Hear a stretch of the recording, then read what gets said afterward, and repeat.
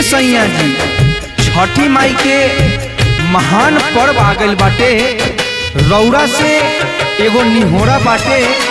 ये राजा जी हमरा खातिर बजरिया से ललकी चुनरिया लादी। ए सैया जी रौरा से एगो निहोरा बाटे तो सुनी। लाले लाले सरिया बलम जी लाले लइहल हटिया। हाँ हाँ लाले लाले सरिया बलम जी लाले लइहल हटिया। असुकरत बानी सुनिए बलम जी छठी माई के बरतिया। असुकरत बानी सुनिए सजनमा छठी माई के बरतिया।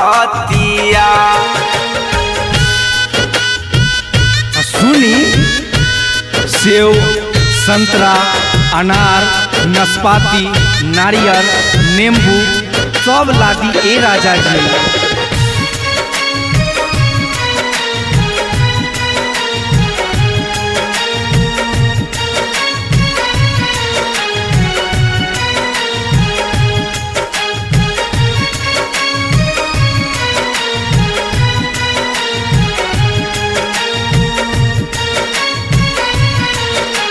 बात मानी। ए राजा जी जोरे जोरे फलाबा जोरे जोरे फूलाबा जोरे लइहन सपतिया।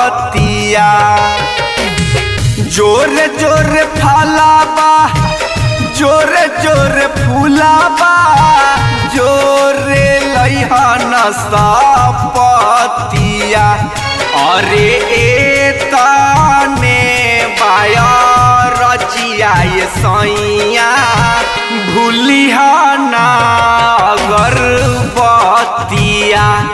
असुकरत बानी सुनिए सजनमा छठी माई के बरतिया।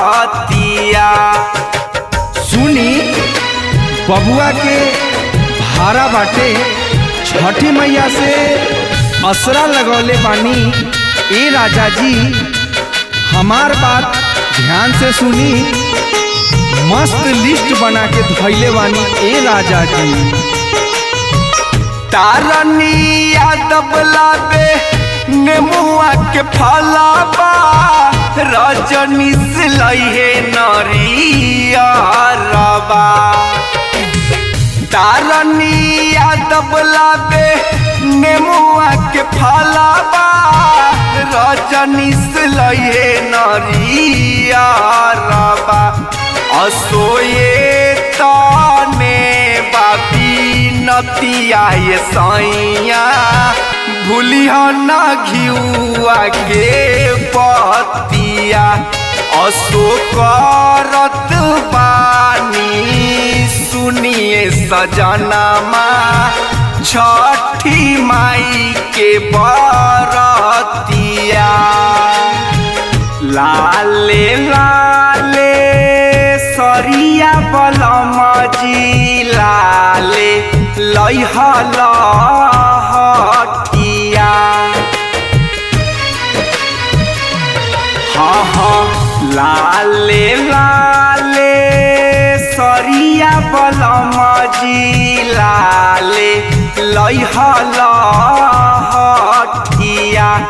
असुकरत बानी सुनिए बलम जी छठी माई के बरतिया।